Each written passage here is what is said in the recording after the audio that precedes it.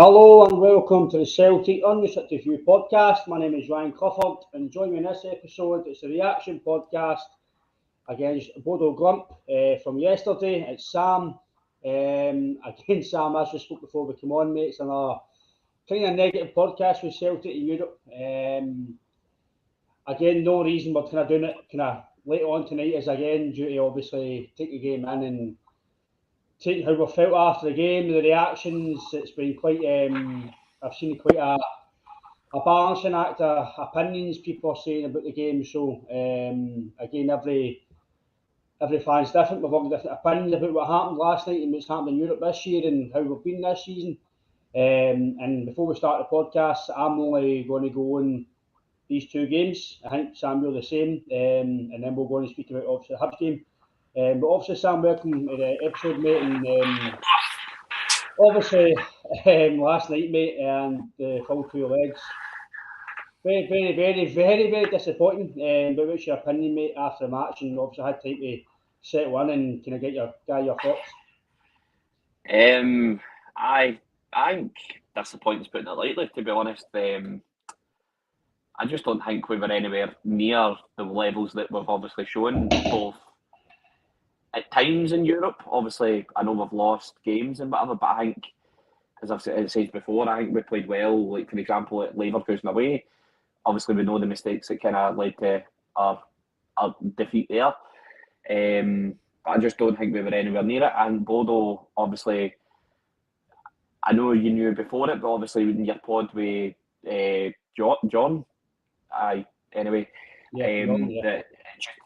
he obviously sort of reiterated the points that we all knew. So, but you had fans obviously think it was going to be a cakewalk. I was like, but Bodo showed their quality in the moments they needed to, and again, they fully deserved it in the two legs. I just think it's frustrating because, like, obviously me and you personally, but any fan of Celtic knows the levels that we can get to. But as I said, we were just absolutely nowhere near it, and Bodo's quality just shone through. And I say that after the game, after the first leg, I said it just shows that Bodo wanted it, man. Just that's what it all boils down to. It's frustrating, as I said, but if a team wants it more, obviously it's going to shine through. For me, mate, it's very disappointing. The first half show, I'm still angry about it, mate. I'm really are. The first half showing was fucking diabolical, in my opinion.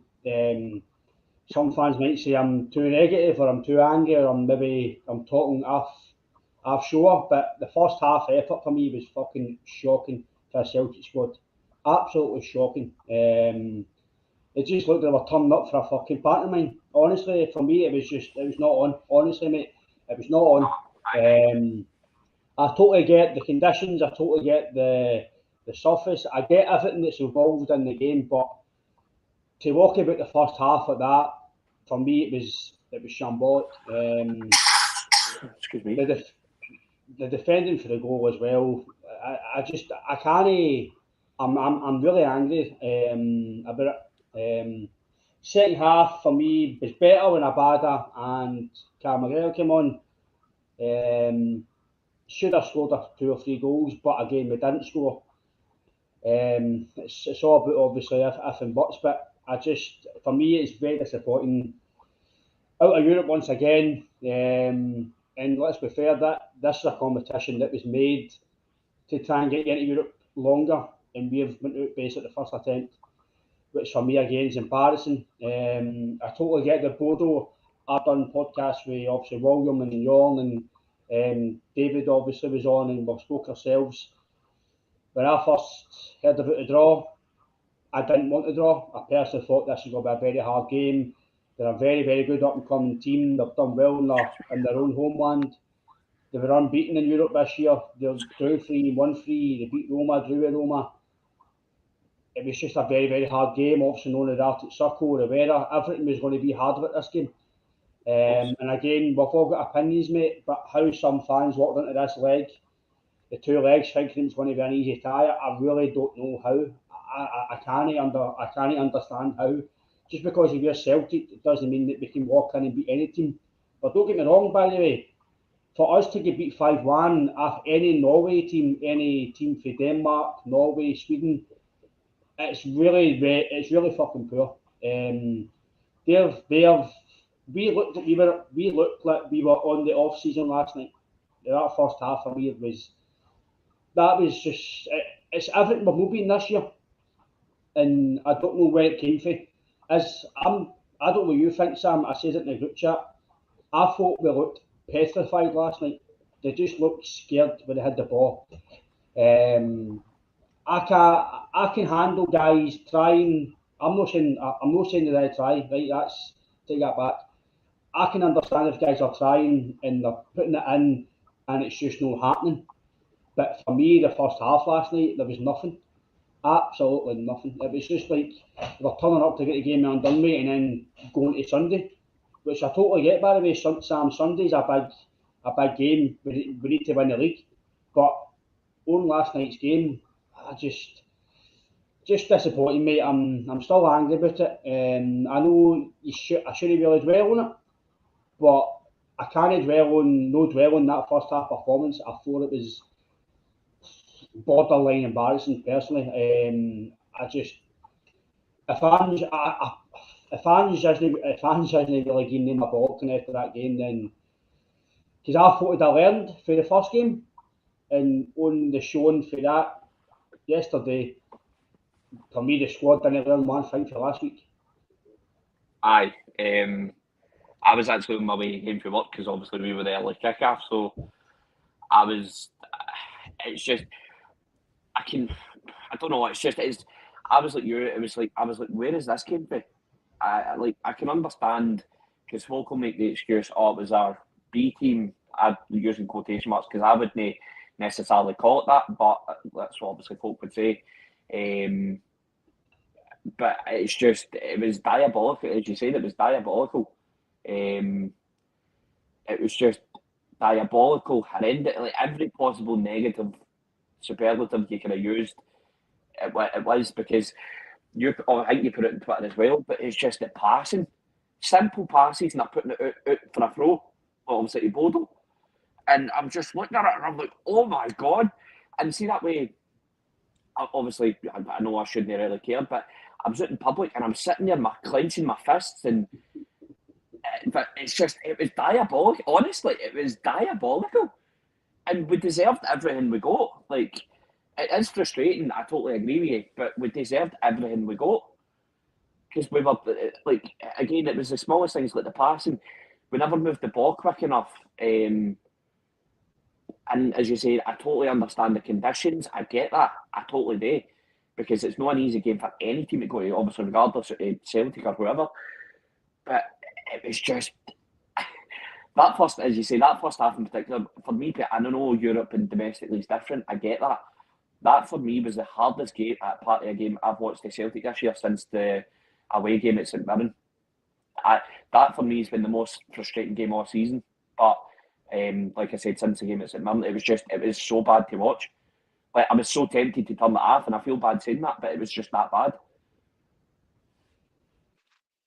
For me, mate, I did say it on Twitter that I can handle professional football players getting beat, trying the hardest, desire the lot, but see professional players kick the ball at the park, basically in nearly every pass. I can't accept that. I can't. Because if I seen that at amateur level, if I was playing or junior or 21s, whatever, I'd be grappling at the guys in my team. I can't accept that.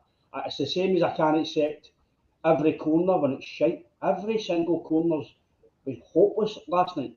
I understand there's a wind and see if there's a wind, fucking zing the ball across the fucking box. Zing it. Hit it down low. You don't need to hit it up there. It's simple things that we need to adapt, and again, people might listen to this and are watching it in live stream and think that I'm maybe getting too passionate about it or getting too thing about it, but I just can't accept how the first half was, Sam. On the first half, It was horrendous. Very, very, very, very poor. Very poor. Aye, I totally agree. Like I said, it was just. I was just. There's no word. I'm trying to find a word suitable, but as I said earlier, every negative superlative you could think of, Celtic were that in the first half, especially. Because I was thinking about this when you were talking about, obviously, when you were saying about you think we were petrified, which I don't disagree with, but I don't know what you think, but I thought we were like that against Betis away. And I get, obviously, injuries and having the team that we had away to Betis, I get that, but I thought we were petrified against Betis, personally. I thought we done well, obviously, to go 2-0 up, but after that, we just absolutely crumbled. I thought the atmosphere and their fans just totally go to us. I just don't know So what it it's is, not mate. the first time it's happened. I really don't know what it is with us in Europe, mate. I know we had some good results. Betis, obviously, at home. Ferencváros, Faros, but I totally get that, and we done a good performance in Leverkusen. If it wasn't for, obviously, my opinion, the manager, the game management side of the game, we could have walked away with Leverkusen with something, and we should have walked away with Leverkusen. So I get there's good performances, and there's been two or three good results, but at the end of the day, we've been knocked out three competitions. How any fan can accept that? Listen, we've all got opinions, but I can't accept it. No. Getting knocked out at basically every competition we've been in. The Champions League, you can kind of get a bit of slack because Anne's just went to the job and the teams are all over the place. But surely even the squad we had should be beating Midtjylland. It's frustrating. It's just frustrating that other smaller teams like Bodo, who, let's be fair, they've shown that they're a very good team, but they're nowhere near Celtic's level when it comes to financial structure and everything else. Teams like Midtjylland and there's other teams who are a lot less budget than Celtic, and they qualify for these tournaments. They do better than Celtic in these competitions. Again, our recruitment this year has been good. But I think to take us to the next level, i.e. if we're in the league this year, we've got to do a lot better to get better quality players in because we're still miles away for that level, in my opinion. Some fans might say we're not, but to my opinion on last night's showing, Celtic are nowhere near fucking Champions League level. Stick that right up your hole. Honest to God. We're nowhere near. I know the more money we get, we're going to get obviously better recruitment, better players that want to come, and the standard might actually, the way we play might actually suit the Champions League level. But see if fans just want to go into the Champions League next year and play gung ho every game, forget it, because we're going to get ridiculed every game. You need to adapt to who you're playing against and what you're doing. I admire the guy's philosophy and the way he's want to play football. It's everything that I want to see in football. But you need to make changes to games. I know he made changes last night, but he made changes of personnel. He didn't make any change of how we're going to play, the way how we're going to adapt the game. And it didn't work. Again, he didn't learn for last week. Everything that happened the week before basically happened again. It wasn't a carbon copy, but it was very similar, Sam. And again, I know I keep going back to I don't want fans thinking that I'm ridiculing what we've done before because I'm only going on these two legs. What we've done this year so far is, for me, it's not a miracle, but it's been top notch.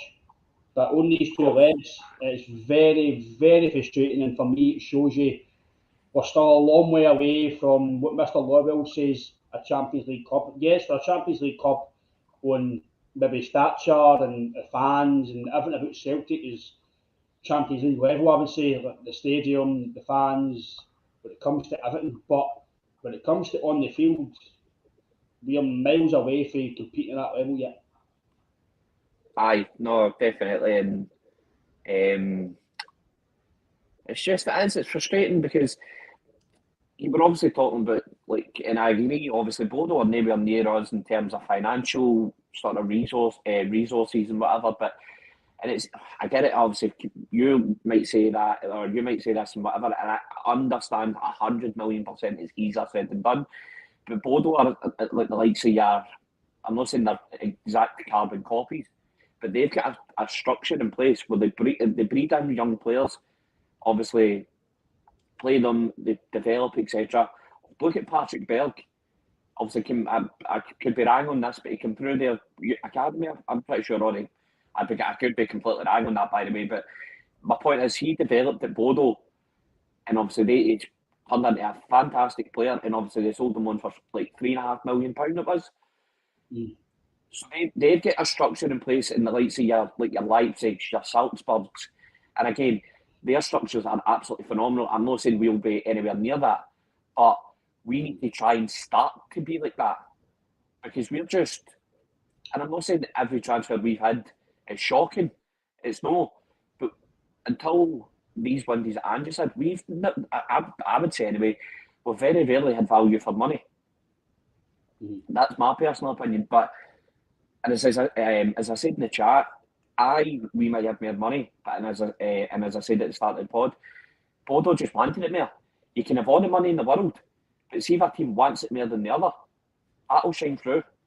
Because you look at the perfect example is Man City. They've got all the money in the world and they've still not won the Champions League. They're champions in their nation in the league they play in, but they've not won the Champions League yet. And they've got all the money in the world and they've got absolutely fucking fantastic players.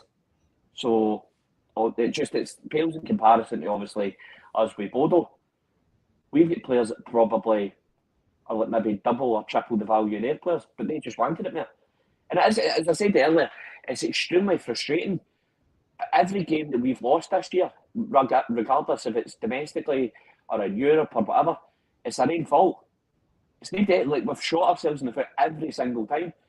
And I totally agree with it. It's really frustrating. And I've thought about it obviously since last night and obviously since the first leg, but it's just, I want Celtic to be competing against the best teams in the world, against the best players in the world.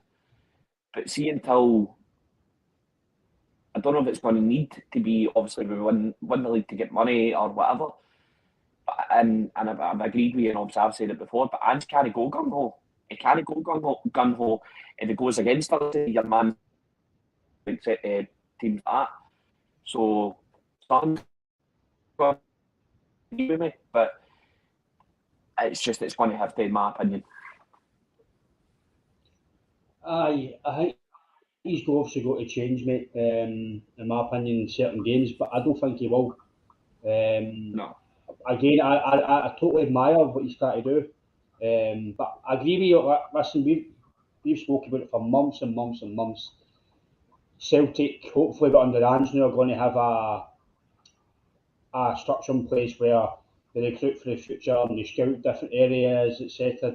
I like to think we're going to have that under Ange. Again, he can't implement that right away, so obviously next year we'll hopefully see the fruits of that. But years can pass. It's not just Ange's team that's been embarrassed. We've been embarrassed plenty of times. With even teams who, I don't want to say have had better players, but maybe even teams even in, I know we beat Barcelona when you're winning, but we could beat off some shit with Van Dijk on that as well. So it's not just Ange, but obviously we're all also talking about the present, and he's made a few changes last night, obviously. And sorry, I meant to say as well, back to obviously we mentioned a bit about the money situation. I totally get. I said it today as well, that I totally get that. It's not all about spending the most money, and you can get wee niches here and there, and wee gems if you scout properly. But 9 times out of 10, if you the team that spends the most money, or the more money you spend in quality, you're going to get quality. Just look, we paid £9 million for Edward. Look at the quality we got from, and look what he's went and done. He's sold and he's doing well at Crystal Palace now. Do you know what I mean? You're paying £3.5 million. You're paying £3 million for Kamara, £3.5 million for Kamara. Didn't work. You paid £2 million for Bale. Didn't work. You paid the same for Shev. Didn't work. You paid £3 million for Greg Taylor. Didn't work. £3 million for Bollies. It's not worked. You're paying all this money for guys that are not working. I would rather you just paid, if it's £6 million, and get a quality left back. And when I say quality for the value of money, right? I know we can't go and spend £10 million a goal. You can spend £10 million on a left back, but it means you need to give him £10 million worth of wages, and that just means it blows your budget out of the water. But we need to start buying a bit more quality, which let's be fair, Ange has. But for me, obviously, on the player performance last night, I don't think some of the I don't think some of the fringe players done much last night to put themselves in the picture. Well, when I say fringe guys who have not been playing, we'll start obviously who a guy who divides opinions sometimes, James Forrest. As I said in Twitter last night, James Forrest for me has been brilliant for Celtic, brilliant servant, scored so many important goals. He's played unbelievable amount of games, won so many trophies. He's been unfortunate with some injuries had in his career. He's had maybe 2 or 3 brilliant years. The rest have been decent. This year he's not really been up to it ever since his injury. I don't believe James Forrest does anything for me at Celtic. The fans might say I'm being harsh here. I did say in previous pods that I still think he's a valuable member of the squad for this year. I'm not saying that's not the case, but I personally think his contract's out next year. I'm all for loyalty and I'm all for keeping guys on, but I just think for me, James Forrest doesn't suit the way you want to play now. Unless Hans maybe puts him to a number 10 or a striker and maybe change the way he's want to play. Again, I don't know about fans, your opinion on it as well, Sam, but for me, James Forrest, he's been amazing for Celtic. You could probably class him as a legend for Celtic for what he's done for the club. But I just think football's changing now, and he's no got the ability for me to go past players anymore. I think he went past players twice last night. And for a Celtic winger at any level, for me, it's not good enough. And he's been phenomenal for Celtic, but I just don't see how he's going to get to the way he was. I know he's getting older, but he's only 30, Sam. He's not 34, he's not 35, he's 30. And I totally get it could be burnt out with how many games he's played and since he's been playing since he was young. But I just don't see him being a Celtic starter anymore. I think he's coming off the bench now for 15 minutes, 20 minutes to maybe give a wee 15, 20 minutes at the end of the game. I know he divides opinion, and what I've said might divide opinion. I might get some backlash with saying it, but I just don't believe James Forrest is up to the level anymore for Celtic. I just think his injuries have caught up with him, and I just can't see how he's going to get to that level again. No, mate, I don't disagree with you. I was going to ask you a question about obviously when you mentioned him, but you kind of answered my question during your rant. But he can't go. He's just not up to it anymore. So sorry. So he's not up to it anymore. Because what I was going to ask you was, do you think he is a club legend? Because for me, obviously, I know you, like I said, you answered it during it, but the whole legend thing gets through about far too easily. Don't be wrong, because people go, but would you know class him? As you said, he's been a fantastic servant. I don't disagree with that. He's been scored very vital goals. Very recently, obviously, the goal that took us to the Premier Sports obviously final. If it wasn't for him, we wouldn't have got there. So, but he's just, and I've said it because I've said to people that I don't think he's Celtic quality anymore, and they go, really? Because based on what he's done, and I'm like, aye. As I said, he's been a fantastic servant, but you can't just base him on loyalty. You can't just go, oh, he's been great, so we'll excuse the bad performances. No. See, if you're in that team, you need to give it your all. And I'm not saying he's not giving it his all, right? He probably is trying his best, but it's just not good enough. And for me, I would keep him around obviously till the end of the season, but after that, and again, I feel bad saying it, but he's got to go. Because I think I said it in a previous pod, Liel Abada is everything we want James Forrest to be. And I know I understand age differences, but he needs to go because he's not offering anything. He's like an empty jersey. I'm agreeing with you in the sense I offered nothing last night, mate. He's not really offered much this season. I know he scored obviously the goal to get us to the final, but I totally get that. I totally get that he's been amazing for us, and I'm like you. I know the club legend status does get thrown about. For me, I would class him a club legend because I was saying away his legacy. He's been through the youth. He's also shown players at the youth this is how you get to this level. He's won all sorts of trophies. He's been part of so many trebles under great. And let's be fair, right? I know I'm maybe saying it's time for him to kind of.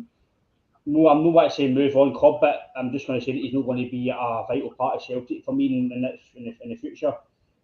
Most every manager who has been at Celtic's played him, so he's obviously got the talent. He's obviously a very, very good player, but I think now for me the Celtic team's changing, and if I just want to play this attacking football every game, I can't see James Forrest getting to that level again. Listen, I could bite my heart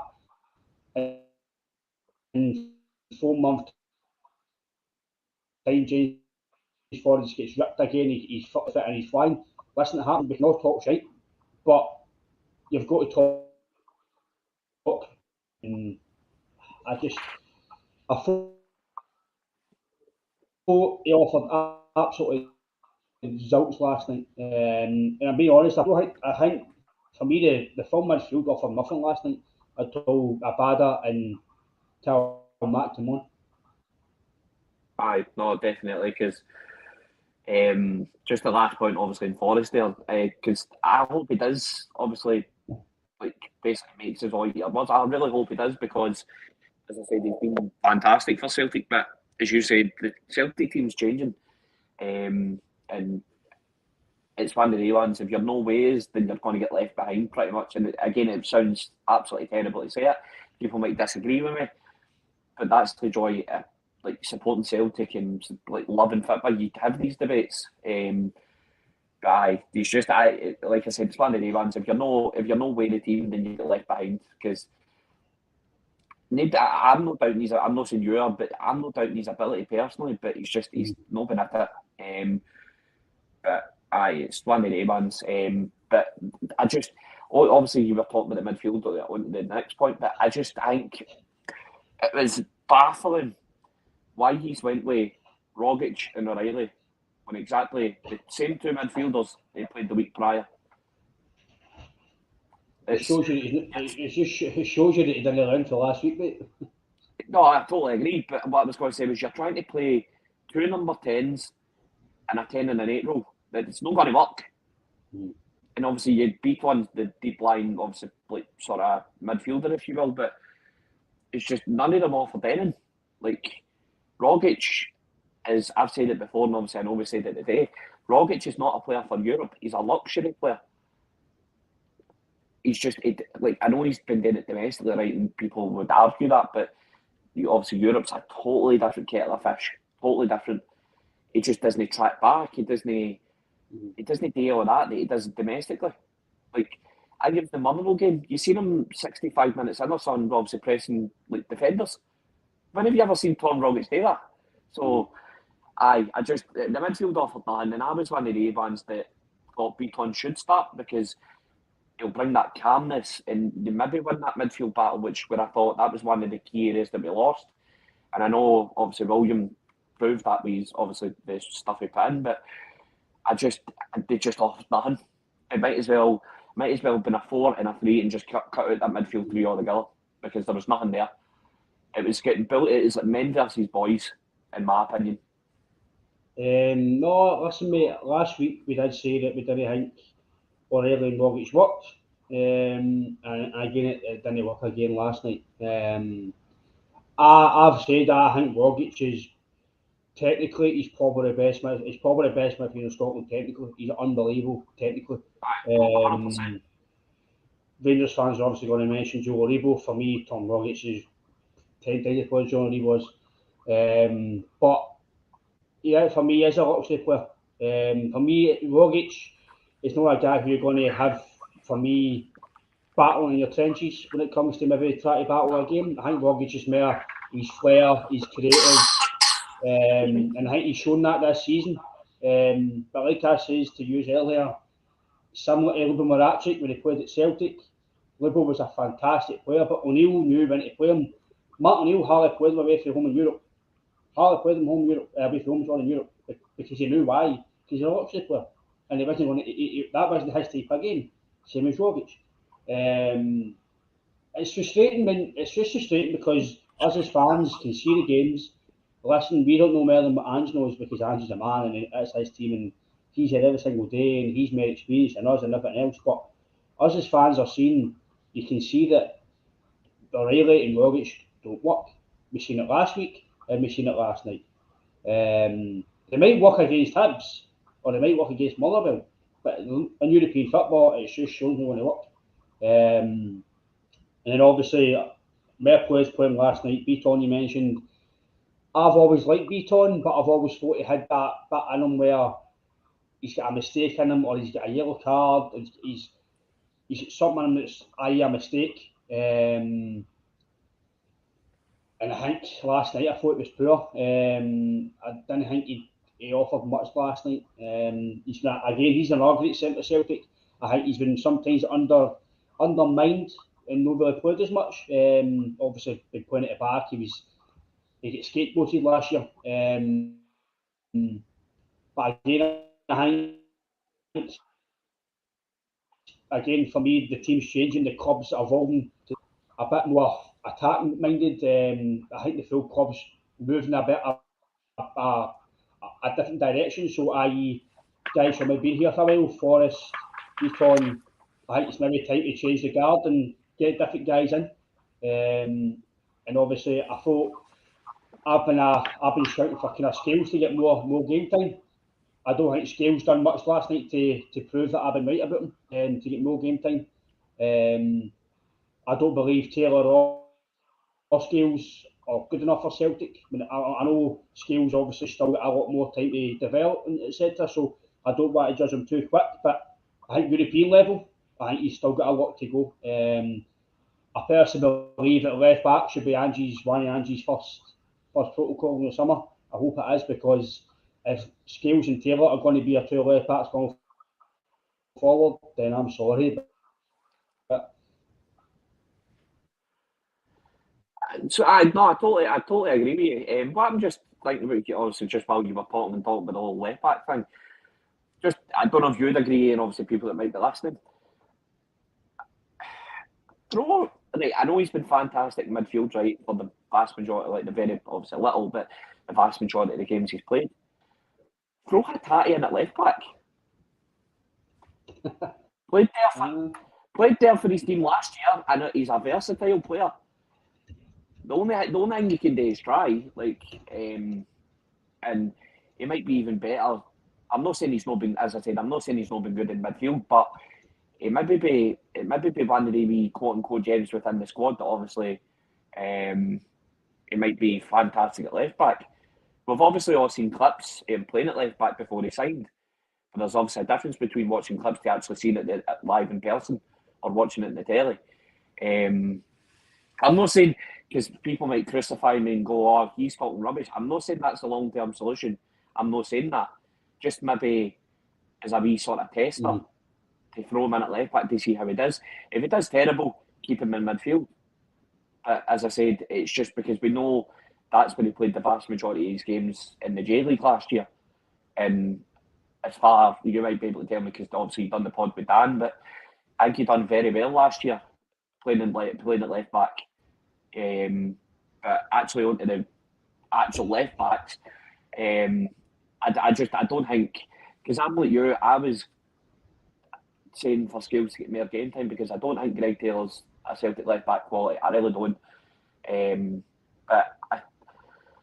like you said, it's just there's time for him to develop. He's a wee bit younger than Taylor, so but I just don't. We've not got a starting left back. It's frustrating because although I would say Ange will see more than us because obviously he sees them in training and whatever, and it just we've not got a starting left back, and it's to me that's the weakest part of our team, and the fact that it never get addressed in the January window and then in the summer is beyond me. And like I said, people will crucify me and go, but oh, Greg Taylor's this, and Ange, as I said, sees him in training and he must see something in him. I like, to be honest, to some extent, I don't care because, as I said, he's just not good enough. And I on the flip side, people go, but you'll praise him when he's playing well, but then crucify him when he's playing shite. But that's the way it is, unfortunately. That's just the way it is. As we've said before, you can only comment on what you see in front of you.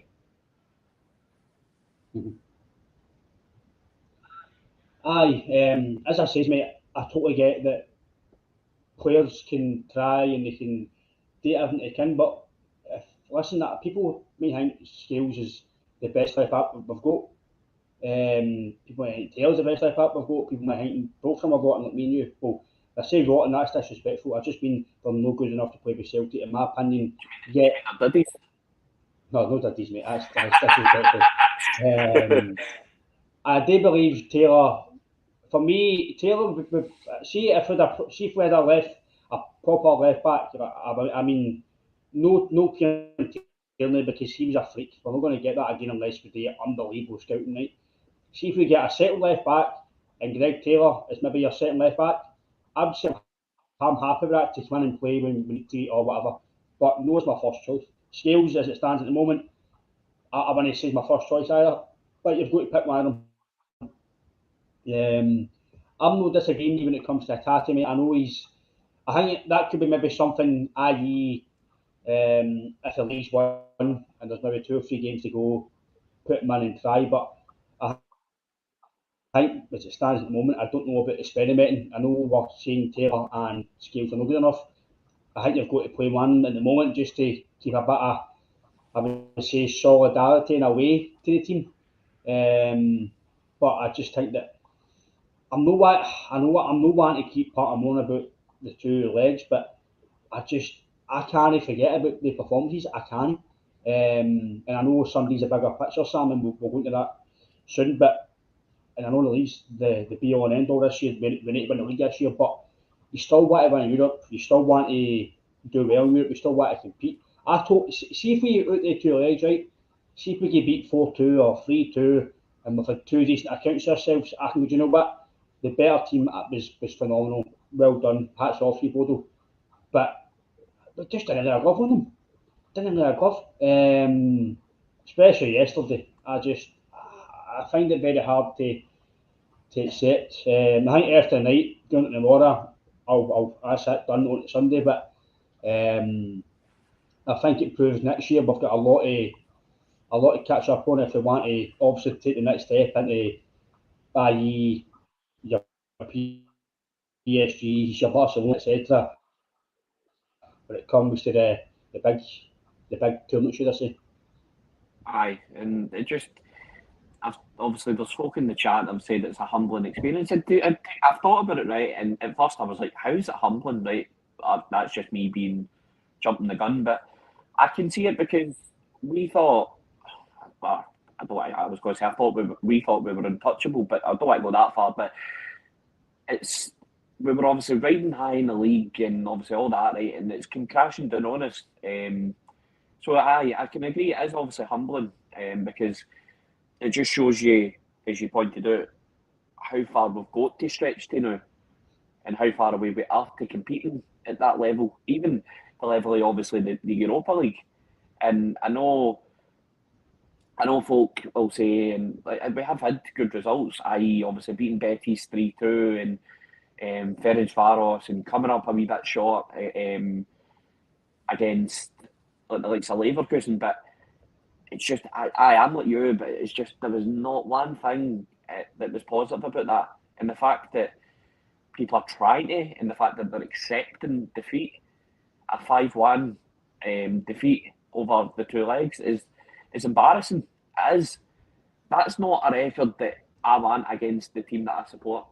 The fact that we can beat 5-1 over 2 legs against, don't get me wrong, a very good, obviously, team in Bodo, but we should be beating them. Personally, that's my personal view. Because I know I'm kind of a wee bit contradicting myself here with the comments obviously about money, but we've got better quality wise because we've obviously scouted and the value for money that we've got. But in the same vein, as I said earlier, it just shows that Bodo wanted it more. But as you said, if we can go out there and sort of lay a glove on them, then I can go, do you know what? Better team won. It still hurts that we've lost, of course, but the better team won. Ultimately, obviously, the better team did win, but at least we've gave a good account of ourselves. But there was nothing. like, again, as I said Aye, earlier, there's just not one thing that was absolutely brilliant. Nobody was good. That's just my view. No, mate. Obviously, I did think Abada and McGregor were good when he came on. For me, Abada's kind of agree with what JP says in previous pods. I think Abada's going to be a really good player for Celtic. 100%. I think next year, I think we might see him even better than he is this year. This is his first year at the club, so and I don't know what you think, Sam, but the last bit of last night, I felt for Jackie Marcus last night. Didn't get no service whatsoever. He was just in the graveyard shift. He tried to get in positions. He tried to. He was, I know again he missed a few passes, but every time he was getting the ball, he was holding it up, and he was getting fouls. He was getting fouls and it's something that we've missed again. We've not had it in a long time, and again, I hope he does play again this Sunday because he doesn't deserve to not keep his place, even though he didn't do much last night. But that was because he didn't get any service, in my opinion, and didn't get any joy to really show any finishing ability or to really show his skills last night. You've got feelings for the big man. But no, like... I think he's quality, Sam. See, even the guy who played with Dortmund last night, the striker, Marin, Jack and Marcus scored more goals than him last year. So it tells you, for me, what player you've got in your hands here. No, I'm not. I was only just having a wee bit of a joke. But no, I've liked him ever since he came in. But it's lately that I'm starting to get that a wee bit like you. I'm like, I think it's the first year that players have come in, and I'm like, it's the wee things I know, because you can see when like he misses a chance, and me and you know, for example, that he should have scored it. Players just kind of showed their disappointment and they trod off. He's sitting looking up, screaming, and you can tell he's obviously frustrated. And what the big man did put in, he runs his backside off. I've said it before, he does, and you wouldn't think it because he's physique, because he's a big boy. I know he's obviously slimmed down now but put on a bit of muscle, but he does your Kyogo work for you. He runs about and presses, and you wouldn't think it, but because even I don't know what centre half, but one of their centre halves anyway, the last week said, you know what you obviously get with Maeda, but the minute Jackie Marcus came on, they were like, fuck, because he's obviously a different type of player. He'll bully you. He'll obviously, as you say, he'll hold the ball up and draw fouls, etc. But I don't think he should be dropped. I'm not. People might think, should be got like, because he'll get made the scapegoat. But he get none last night. So how can obviously if your goal as a striker is to obviously score goals, how can you do that when you get zero service? I.e., if that's obviously crosses played in, balls through the middle or whatever it is, he get nothing. And I did feel for him because I'm not saying no players showed effort this season. But as I said, it's the wee things he does, i.e. showing that he's visibly frustrated. And as you mentioned about Marlin's obviously went, I think it was like just under £30 million he went to Dortmund for. And as you said, Jackie Marcus scored more goals than him. Just shows you. I mean, the only reason I think personally he went for more is because the team he was playing for, I think it was PSV he was playing for, and also he's younger. And obviously Jackie Marcus get relegated with the team, so... that as well, I saw that. And obviously the last player I want to speak about before we talk about Hibs game, mate, is obviously Maeda. I think he's kind of getting flung out to dry in a way because he's not a left mid. I know he can maybe play there, but he is a striker. So I think Andrews, I don't think he'll move for the three up front, the two wingers as a striker, but I think to get the best out of Maeda, you either play my two with Jackie Marcus or Kyogo, or for me, you just don't play him. I think he's got to play up front, similar to Kyogo. I think he's got to play up front. I don't want to judge Maeda too quickly. I know he missed one or two chances last night, and he's missed a few in other games, and I know he scored a few, so I don't want to be too critical, but I think he's got to do a wee bit more. But I totally understand he's came for a different culture, different league. He's just half a season. I get all that. I totally get it all. But I think he's got to maybe do a wee bit more. But I think you might see more of that next year. But I think when it comes to the end of this season, for me, it's a business side now, and for me, after the two performances last night, over the two legs, no more passengers now. There can't be any more passengers. No more shitty performances like that. I know it can happen every now and again, but when you're trying to go for league titles and you're trying to go for cups, you can't have performances like that. But I don't know what you think about Maeda, Sam, how he's been so far. Aye, he's obviously scored some good goals. Like he obviously scored with his first touch at Hibs.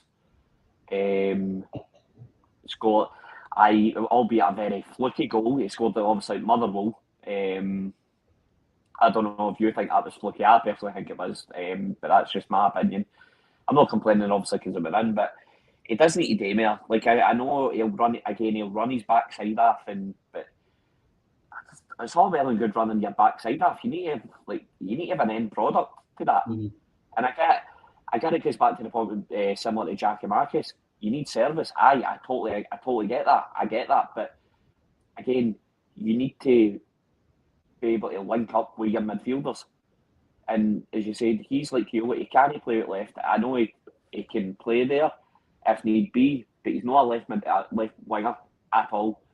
He's a striker. That's what he's that's what his bread and butter is.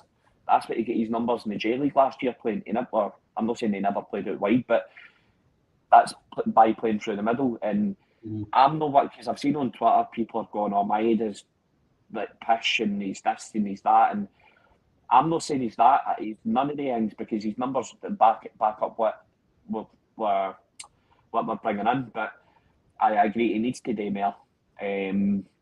I think he's different for Kyogo. I think personally, Maeda would be better in a two, as you said, if that's with Jackie Marcus or Kyogo or whoever it may be. And I might be completely wrong. If it is, then fine, I'll accept it. If he goes out and plays up front in a game and scores a hat-trick, fine. But he needs to do more for me. As you say, he plays up front in his end or he doesn't play at all. And that sounds bad to say, but there's better players right now anyway. I'm not saying there's better players overall, but there's better players right now that can do a better job up front for me personally. As I said, it's all about opinions, and I think he's got to do more, mate. But again, I think you might see that next year, obviously, I know pre-season at Celtic, but obviously, on to Sunday against Hibs, Sam, away, Easter Road, massive game for me again. I think we've got 3 vital away games coming up. Obviously, Hibs, Livingston and the Rangers. I think if you win these 3 league games, you're going to really have a massive chance to win the league. For me, your home games take care of themselves. Away games are obviously Livingston away for home with Arsenal and obviously Hibs. But on to Hibs, Sam, what you thinking, obviously, after the 2 European ties, obviously on Sunday. We didn't really play. We played okay against Dundee, but I'm really, again, fans might be disagreeing, but I think the last 3 or 4 games have been pretty flat. We've got the results and we've done okay when it comes to winning the games, but I think we've been pretty flat apart since the Rangers game. I think we've been a bit flat. And we can't be flat on Sunday because I know Hibs, they've not been doing that well under Maloney. They've been a bit here and there, but we all know Hibs can turn up. If Hibs turned up, they can turn us there. So we all need to be on a day game. I know Kevin Nisbet, and for me, he's a decent player. He's not really turned up this year ever since he didn't really get a move. I think he's not really been the same player. But if they guys turn up, we need to be at a day game, and obviously he's rested a few players on Thursday, Sam, to play for Sunday. So it's for me, it's a massive game. It's a must win. Aye, no, definitely. Every game is obviously, but as you said, your away games are going to be the trickiest. And the likes of gone to your Hibs and Livingston, etc. As I said, you need to win every game, but they're in my opinion, obviously, again, Hibs, Livingston, Rangers, etc. They're the hardest away games for me personally. So, but on to Hibs specifically, like it's always hard going to Easter Road. It's never easy, but I don't want to speak too soon. But I think, and somebody can correct me if I'm wrong, I think they've got a lot of injuries now. I think they've got 8 out with injury, so it could play into their hands, or it could be go the opposite way. I just hope we don't have a European hangover, personally. But I think, as you say, resting players for Thursday, for Sunday, is we're going to help us. And no disrespect to Hibs, I'm not going to call them a Diddy team, but I just think we've got too much for them to be able to do something. As you say, Nisbet's a really a decent player, but they've not really showed up a lot this season so far, anyway. No, I agree, mate. It's a game. Again, we're Celtic. We should be got East Oldham winning.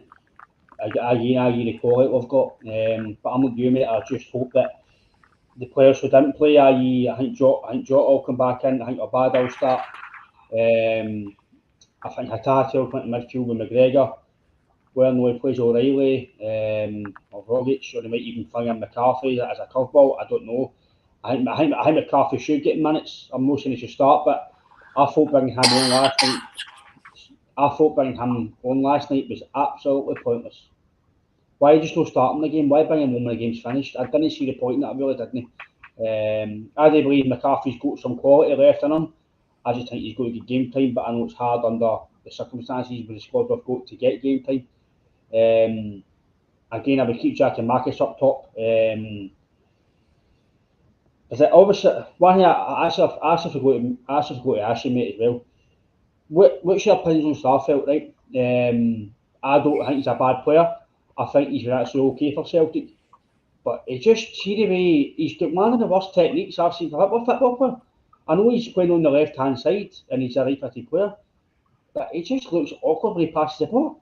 I don't know if I'm noticing this wrong, but I've seen a few guys mention it on Twitter and that people on the chat were saying it as well. His technique just looks awkward when he hits the ball. Am I wrong? Am I butting up around 3 here? Because I just think his technique looks terrible. He's like Joe, like, I'm not saying like in terms of what foot and whatever, but he's like Joe Hart. I always panic when Starfelt gets the ball at his feet. I always panic. Because, as you say, and you can slightly make allowances because he is, as you say, he's a right-footed centre-half playing on the left side of I mean the two centre-halves because people take that out of context, but it does. I've thought about it. I've just see that way. I've just never I don't like to say I've never thought about it. It's not until it pointed out that's made me think about it and go, "Aye, that's true." If that makes sense.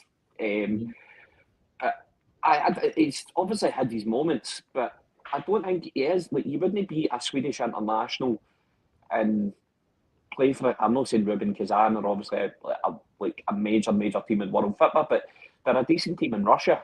If you weren't that good, if that makes sense. I'm not saying he's the best thing since sliced bread, but I don't think he's. That's Mark Warburton. That's true. I don't think he's been as bad as obviously you see on Twitter that folk are making out. I just think he's a lot in the way he's similar to Shane Duffy, and I know obviously last year was last year, and we're not going to get into that again. But he's been made the scapegoat this year. That's my point I'm trying to make. Obviously, Duffy was the scapegoat last year. He's similar to Duffy, i.e., and it's quite coincidental with them wearing the same shirt number. But I don't think he's been as bad as folk have made out. Like I said, he said these moments in the cup final against Hibs, he had a fucking shocker, I thought. But no, I don't think he's been as bad. I don't think he's been as bad. I'm not saying because people go, "Oh, but yeah, he's been good or perfect." No, I don't think he's been perfect, but I don't think he's been as bad as folk have made out.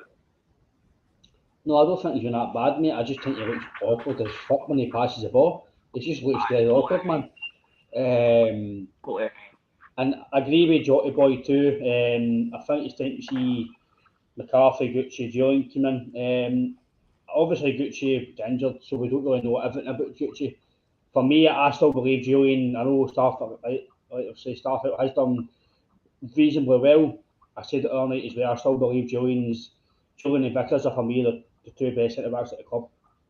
But again, you can't really disturb the partnership because they have been playing well. But let's be fair, they've conceded 5 goals in the last 2 games in Europe, 2 against Dundee as well. So again, could you play Julian on Sunday? You probably could. Well, do I think he will? I don't think he will. I'd say McCarthy. I don't think McCarthy will play again. Where him and Gucci get minutes now, I don't know. Because it is getting to the business end as the season, as we say. Having Jota on Sunday is going to be a massive plus as well. I think Jota will play. I think it'll be a badder. I think Jamarcus will play. I think Janovic will come back in and play right back. I think he will play Taylor left back. I think Scales didn't do much justice, so I think Taylor will come back into left back. I think he will play Starfelt and Vickers. McGregor for me will come back in. And I think he'll play a Tati, and I think he'll play a Riley. I think he'll drop Rogic. I think it's probably a toss-up between the two. I think Beaton won't play either after his performance the other night. I don't think he merits playing. But again, there's 2 or 3 in midfield that, as you said, don't merit playing because they were very poor. So, but I don't know what you think of the teammate and what you think about Sunday, Sam. But I think no matter who plays, we should be good enough to go beat Hibs. And I'm like you, mate. I just hope we don't have that European hangover. I don't think we will. Because obviously I've seen Joe Hart saying that Ange was very angry after the game. It's maybe the worst he's seen him since yet. And I'd like to think Joe, I fucking hope so, because the performances were not up to fucking scratch, in my opinion anyway. No. See, obviously on that top, sorry, because I know you asked me about the team. You're that's listening can correct me if I'm wrong. See, apart from the Wraith Rovers game, I don't think I've ever seen Ange. I've seen him shout, obviously, to shout instructions, but what I mean is, I don't think, and I know we've won games very comfortably, right? But in the games that we've maybe looked a wee bit flat, I don't think I've ever heard him shout in an angry tone. I've never seen him look or put his horns up or whatever. And I might be wrong in that. It might just be like obviously camera angles in the telly or when I've been at the games and I've just not seen it. But it's no, I'm not saying it's alarming. It's not a big major thing, but it's just it was just a point you were obviously making there on the Joe Hart comment. But I could be completely wrong in that anyway. I think obviously Hart's not going to get dropped. Sorry, I'm just reading. I will take my time. JP's comment is my team basically.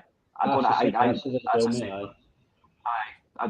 just think he's not going to obviously drop Hart. He's going to keep the same back two pair that he's obviously went with the vast majority of the season. The front three picks itself for me personally, because I know people might argue and say obviously Maeda and whatever, but I think it'd be extremely poor and extremely harsh to drop big Giakoumakis. And obviously the midfield. So I think we've got too much for Hibs, and I don't, as you said, I don't think we will. But there is always that possibility. We're all aware of that European hangover. I agree, mate. It could be the same for Rangers. They've obviously had a fantastic result against Dortmund. They could be that's us world beaters now, and then they go into Sunday and you beat up Motherwell. It's football's massive, mate. Football does not surprise me anymore. Football's mental, mate. Some of the results you see, some of the transfers, everything is just totally mental. So nothing surprises me in football anymore. But I'm like you, mate. I just think that we should have too much for Hibs. I don't think he's going to change the way we play. It'll try and get an early goal, try and basically shut the Hibs fans up, get an early goal, unsettle them.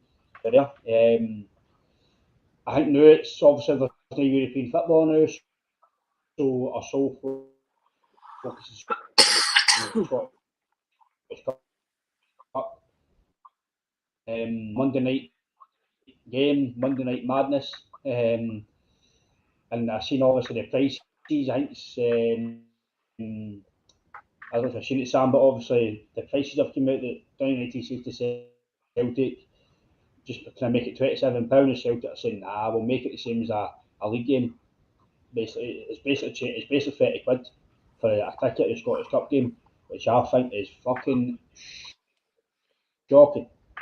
30 quid, absolutely shocking. The fans are getting fleeced again, man. You give a continued support to the fans, you buy the strips, the season books, the lot, and you're still getting fleeced. You might get a wee thank you text, a wee thank you letter, a wee thank you this, but see, I give thank you letters and thank you fucking ha-has, going to give something back. If it's £5 off a ticket or 10 off a ticket, 30 quid for a Scottish Cup game is shambolic. I just, listen, I will still pay it, fans will still pay it, and you still won't watch your team, but it's just, for me, it's wrong, and there's got to be a cap on prices. If it's Celtic, United, Mung, Rangers, whatever it is, there should be a cap, but I know there will be, because at the end of the day, fans make club money, and that's the way fans will always see club, because football is a business, and I think some fans don't realise well, football is a business. Aye, and don't be wrong, because I was on my way home from work, obviously, when all that came out, so I never actually seen it. I've seen it now, obviously, but at the time I hadn't seen it. And I was stubborn. I thought, like, Celtic, so we can charge that. But see, when I thought about it more, I'm like you, and I apologise to Andy, because I'm stubborn as fuck. But it's obviously we're talking about Celtic, but any team to charge that amount of money for a Scottish Cup game is fucking ludicrous. It's ludicrous, because I'm not saying anything about Dundee United, but I'm just saying for any two teams to charge. And I know Dundee United wanted to lower it, but I'm just saying in general, for any two teams to charge 30 quid for a Scottish Cup game, I'm like you, I'd pay it, but would I be happy? I can't speak, but would I be happy about it? Would I? Fuck. No. But it's not just that, mate. It's on the TV as well. It's not. I mean, you think if you want to try and let's be fair, Celtic will sell their end, right? Because Celtic fans go be on end all, home, away, abroad, whatever. But Dundee fans, if it's 30 quid for them, that's not going to be a full stadium. No chance. Not a chance with a full stadium. If it's a full stadium, I would generally eat my laptop. There you go, right? Because it's not going to be a full stadium. It's not going to be a full stadium, so my laptop's safe. You know, just to say, that's getting clipped. That wee bit is getting clipped. I couldn't care, mate, because I'm leaning anyway, no matter what. No, but I just think it's crazy, mate.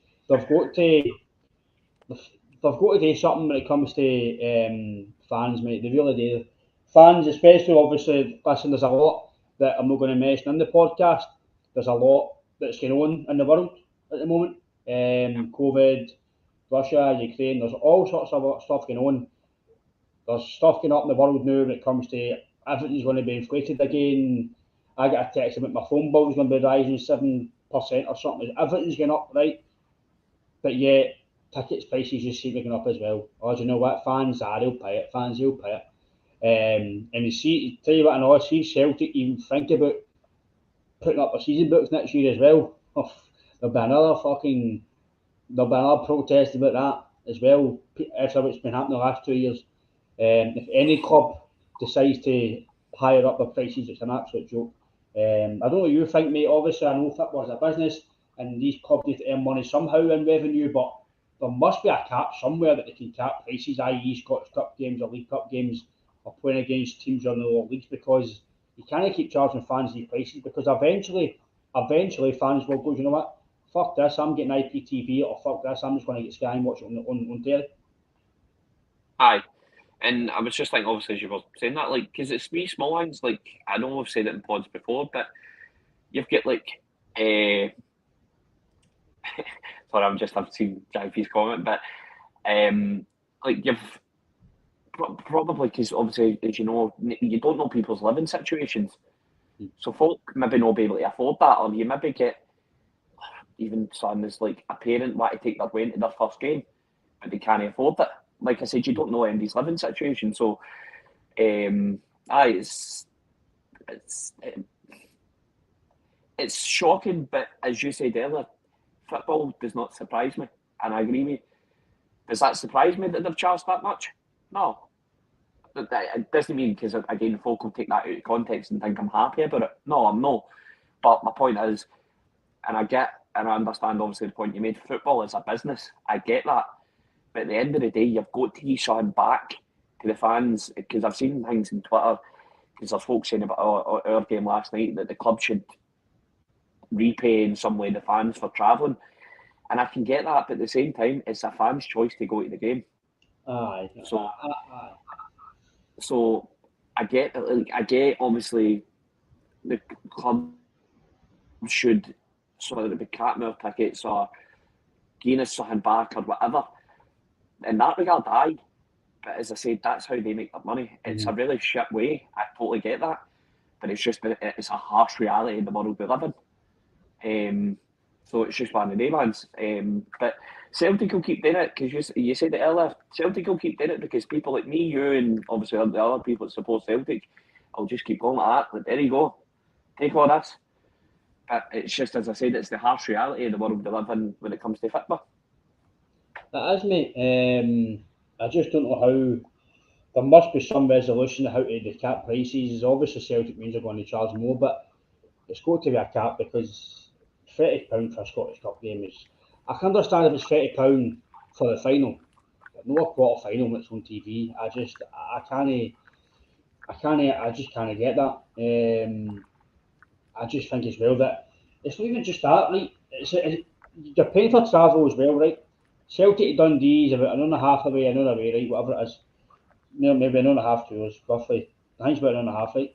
It's about 2, just under 2 hours away from me. Right. So I mean, so you're paying your travel as well. Some fans will go on supporters bus, which might be a tenner, might be £15. Some fans are having to get a train, it might be a tenner, it might be 15. Do you know what I mean? You're paying your travel. Some fans might go and get a few beers. Some fans might get a juice, packet of crisps, programme, pie. It all adds up. These wee things are, people think, I know it's your choice to go and get a pie and a bottle of beer, but you're not socialising the football. You've got to do something.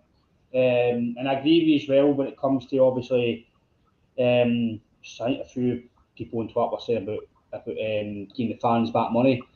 Listen, I just said in the chat last night that the players should come out and apologise for the performance last night, because it was fucking shocking. But see, people are want to start having refunds. Well, how many European games should we get money back for them? Because we've been hopeless. We've been hopeless in some European games. It's your choice as a fan to go to games. And I'm not going to lie, right? I've been to a few European games myself. You know the risk with Celtic abroad. You know you can get absolutely pumped, or you can get an absolute fantastic victory. Most fans knew the situation last night. Expensive for beer, probably expensive to get there. The weather's shit. We were going to win last night, probably no. So, like you say, Sam, it's our choice to go. So we shouldn't get refunded for making the choice to go. The last comment of the JP that says, I agree, JP, we are our number. As soon as one of us step out, somebody else takes your book. That's just the way it is. And you're right, mate, that's just the way football is. I don't know what you think, Sam, but as soon as you're on a waiting list, even a waiting list, you pay a tenner for a waiting list. 17,000 fans have paid a tenner. Do you know what I mean? They're getting money every. And listen, I know we're still buy training gear because I like it and I want to buy Celtic stuff. But see, if I knew it was getting to the stage where it was getting too pricey, and I was like, you know what, that's enough. Listen, some fans won't pay it. Like you say, right? Some fans are going every home game, every away game, and they're going abroad. So just, you're averaging 30 quid for your ticket, just say average, right, 30 quid a ticket. Your travel, your food, your strips, it's a crazy amount of money people are paying. And I don't know I don't know the solution, how to fix it, how clubs fix it, because I know they need revenue and they need ways to make money, but there must be some sort of cap on prices, especially domestic cup games, because 30 quid for me is an absolute. I don't want to say certain words, but it's just a fucking joke. Aye, no, it is, and I don't know how you resolve that, because obviously I'm not an expert. I'm fucking far from it. So it's just one of the ones. We can sit here and discuss it and debate about it until we're blue in the face, but there's no I'm not saying we can't, but it's very unlikely that me and you are going to come up with a resolution to all this. It's shocking for any team, as I said, specifically, obviously I know this is a Celtic podcast, but for any team it's shocking because at the core, a team, or sorry, a club anyway, it's funded and like, I don't want to say put together, but it's funded and like ran by the fans pretty much because obviously we're the ones that put the money in.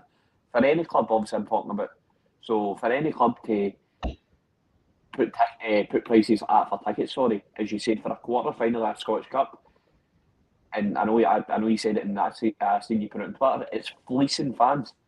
Mm-hmm. They're hard-earned money because obviously folk like obviously you and I, who work for our money, to then put into a club who are charging absolutely astronomical prices.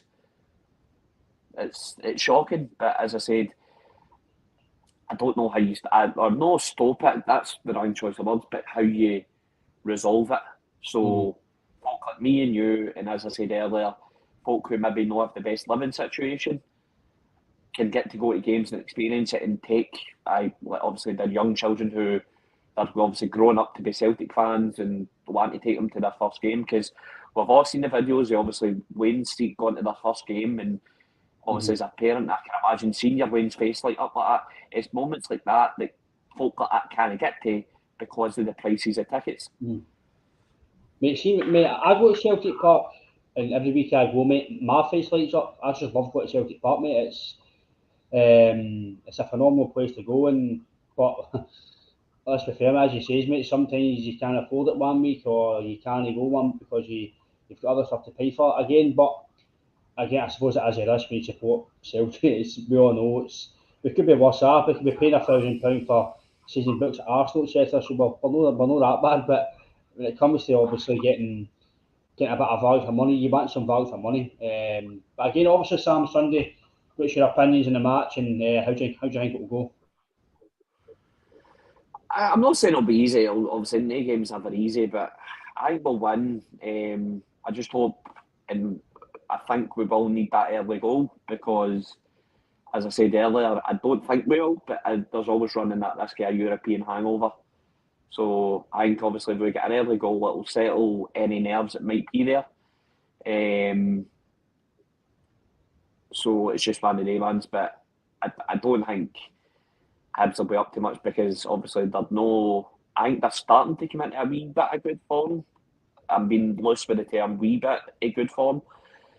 But with their injuries and everything else and the way they have been playing before, obviously, I think they've won like 2 games or so, I could be wrong in that, but I just think will be too much for them personally. No, I agree, mate. I think we should be, and I think we will be.